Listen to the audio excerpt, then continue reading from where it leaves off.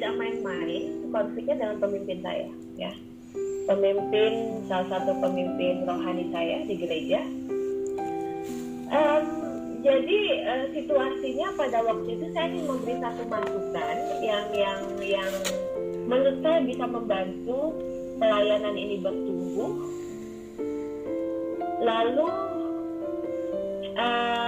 ya saya inginlah, saya bersemangat, ayo dong kita bikin sesuatu yang begini karena saya melihat bahwa dengan zaman yang baru ini, ya, bukan itu sebelum COVID ya, tapi maksudnya dengan perubahan zaman ini, dari tim worship itu mestinya ada perubahan ini dan ini gitu. Dan saya sebetulnya bukan orang pertama yang menyampaikan itu, ya, tapi mungkin saya orang yang vokal menyampaikan itu, ya. Kebetulan karakter saya memang karakter vokal gitu ya.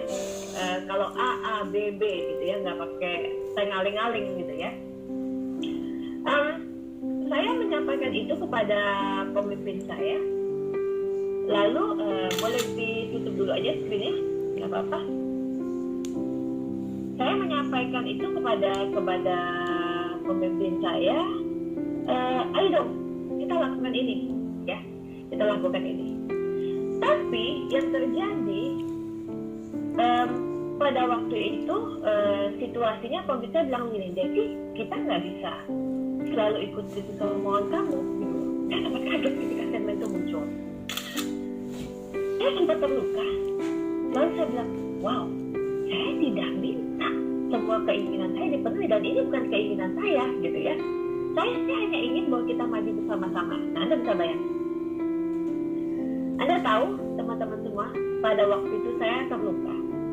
Saya terluka dan saya memutuskan di dalam hati saya berkata begini, mulai saat ini berhenti pelayanan.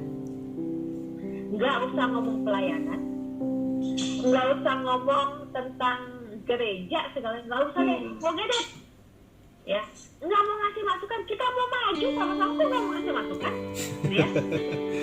Dan pada waktu itu saya akhirnya mengambil keputusan, saya tidak akan datang ke gereja. Dan saya sengaja, kalau bisa hari Minggu, saya tidak ada di Jakarta. Ya, dengan alasan apa? Alasannya adalah saya melakukan pelayanan dunia kerja. Ya. Apakah betul saya melakukan pelayanan dunia kerja? Betul, nggak salah. Tapi pada waktu itu situasi saya adalah saya memanfaatkan statement itu untuk lari supaya saya nggak ketemu pemimpin ini. Satu kali saya terpaksa harus ada di Jakarta pada hari Minggu. Saya bilang sama suami saya, silakan kalian pergi, saya nggak pergi. Oke? Anda tahu, teman-teman semua, Tuhan itu luar biasa ya, sangat luar biasa. Mau kita di mana juga, Tuhan tahu isi hati kita. Mau orang melihat kita oke, Tuhan tahu isi hati kita. Makanya manusia melihat penampilan, kita bisa kelihatan oke di depan, tetap pelayanan, tetap rohani, tapi Tuhan tetap melihat hati. Yeah. Pakai dikit. Teman-teman, kalau apa yang terjadi? Ibu rohani saya, ya, Ibu Susan Hedwig, beliau waktu itu sedang di Jerman. Ya.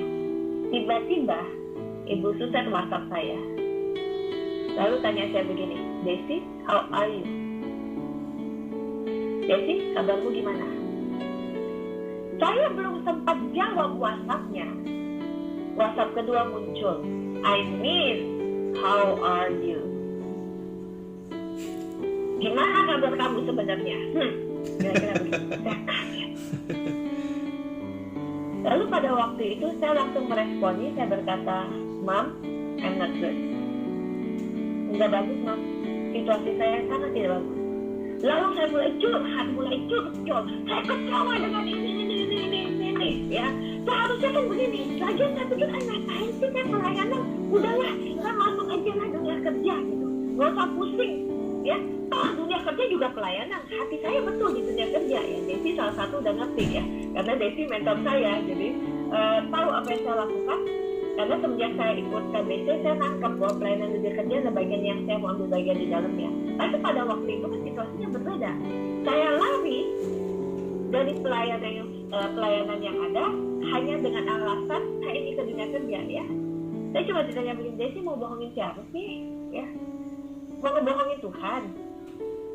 Kamu bisa bohongin orang lain, tapi kamu gak bisa bohongin dirimu sendiri. Lalu pada waktu itu saya tinggal bilang, ya saya cerita kondisinya begini. Lalu saya mulai banyak excuses gitu ya, banyak alasan. Saya bilang begini, Mam, saya bilang, saya panggil Mam, saya bilang mungkin pelayanan saya ini nggak efektif deh. Saya sering diundang pelayanan, saya ke Bandung, ke Batam, ke Bali, segala macam ya, diundang pelayanan, tapi kan saya hanya datang seminggu khotbah hari Minggu 3 kali khotbah, sudah itu enak banget hasilnya, mungkin nggak efektif, kayak hit and run aja gitu ya. Mungkin saya nggak semestinya gini, saya nggak segala macam. Lalu ibu rohani saya bilang begini, Desi, kamu tahu bahwa tidak banyak orang mendapat kesempatan untuk melayani. Tidak semua orang punya kesempatan untuk menyampaikan firman. Ya. Lalu dia tanya begini, Desi, kamu kecewanya sama siapa? Sama manusia kan? Saya bilang, ya, gitu kan kira-kira. Kamu kecewa dengan manusia, lalu mengapa engkau berhenti melayani Tuhan? Kecewanya sama manusia, berhentinya melayani Tuhan. Ya. Ini ada istilah jaka sembung lagi ngetik, nggak nyambung cantik, kira-kira begitu gitu ya. Nggak nyambung, kecewanya sama manusia, cuma meninggalkan melayani Tuhan gitu. Ketipu, saya ketipu. Lalu akhirnya beliau berkata, kalau kamu memang mau ambil bagian dalam pelayanan dunia kerja, ya bagi waktumu dengan benar, tapi jangan pernah berhenti untuk melayani Tuhan. Saya bilang, yes Pak. Ayat ini bicara apa kepada saya? Pada waktu itu Tuhan tanya saya begini, Desi, apakah kamu mengasihi aku? Saya kaget.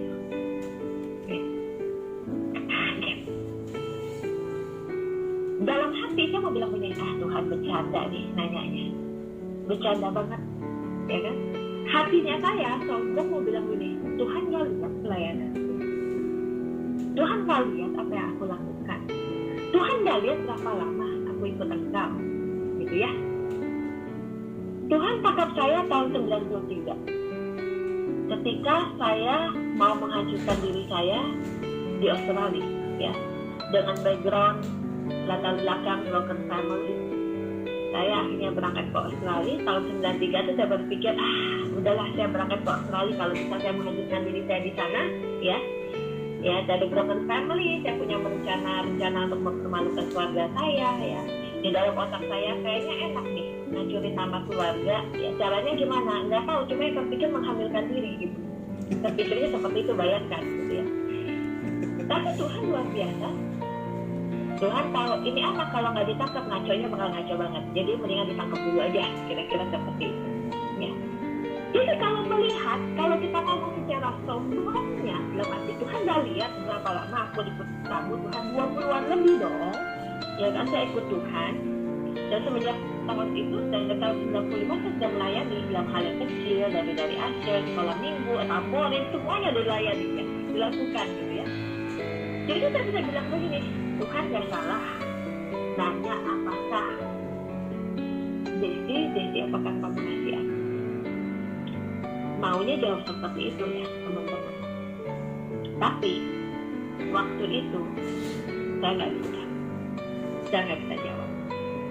Dan ayat ini muncul, ya ayat yang tadi itu muncul, kasihlah Tuhan Allahmu dengan segenap hatimu, dengan segenap jiwamu, dengan segenap akal budimu, dan dengan segenap kekuatanmu. Ayat ini muncul. Saya mau bilang begini, Tuhan, aku mengasihi Engkau, ya. Tapi hari ketika Tuhan bertanya apakah engkau mengasihi aku mau jawab jujur, Tuhan. Ternyata aku mengasihi Tuhan, tapi ternyata aku lebih mengasihi jiwa. Pikiranku lebih penting, apa yang aku rasakan lebih penting, apa yang aku inginkan lebih penting. Dan aku tidak melayani Tuhan dengan segenap hatiku, dengan segenap kekuatan. Ngeri ya? Oke. Boleh ditutup lagi layarnya. Nah, hal ini membuat saya akhirnya mengerti bahwa ternyata mengasihi Tuhan itu bukan berapa lama kita menjadi orang Kristen. Mengasihi Tuhan itu bukan seberapa hebat kita melayani Tuhan. Mengasihi Tuhan itu adalah menyelaraskan pikiran, perasaan, dan kehendak kita dengan Tuhan. Itu mengasihi Tuhan. Dan itu kayak saya tuh kayak ditaboknya, nggak tahu ditaboknya bukan pakai tangan aja, mau balok kali. Ya, ketika Tuhan tanya dulu, apakah kau mengasihi aku? Saya baru tahu Tuhan, ternyata selama ini aku mengasihi jiwaku lebih daripada mengasihi Tuhan. Saya tahu. Nah, mengapa kita menjadi tidak beriman? Karena pikiran, perasaan kita, kehendak kita tuh lebih penting daripada pikiran, perasaan, dan kehendak Tuhan.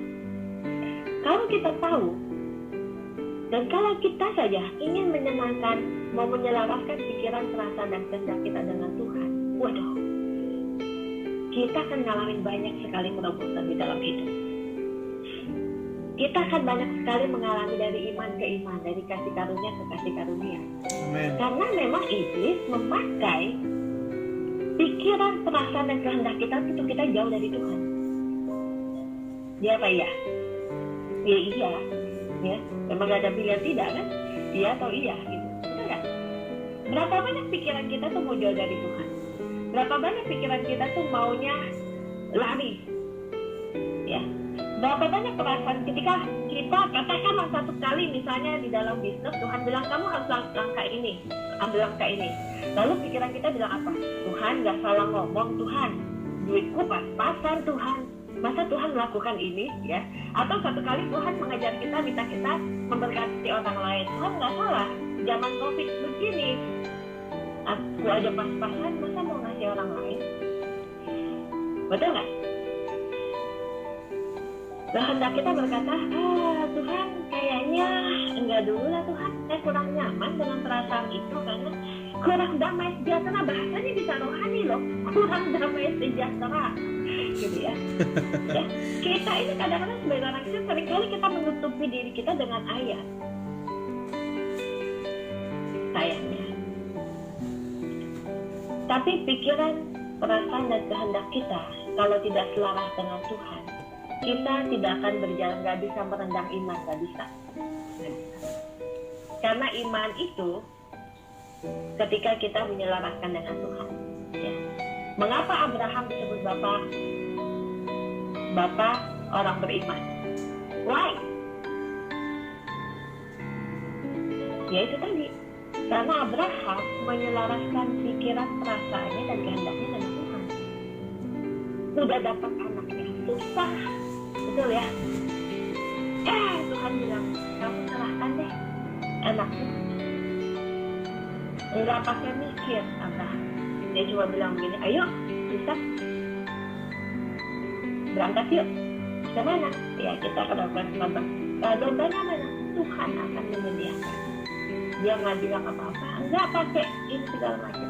Dan kalau kita baca, di situ ditulis sebenarnya Abraham belum tahu kemana gitu. Begitu kamu belum tahu, ikutin aja. Nggak tahu, dia ikutin aja. Tapi Abraham menyelaraskan pikiran, perasaan, dan kehendaknya itu dengan Tuhan. Betul? Makanya dia disebut bapak orang beriman. Jadi iman sangat kuat hubungannya dengan kasih dengan Tuhan. Dan kasih dengan Tuhan itu ya tadi menyelaraskan pikiran, perasaan, dan kehendak dengan Tuhan. Ya. Dan selanjutnya kalau mau di-share silakan ya, boleh di-share ya. Tapi maksudnya di dalam grup WhatsApp atau apa silakan. Mbak Desi. Baik, Chef. Nah,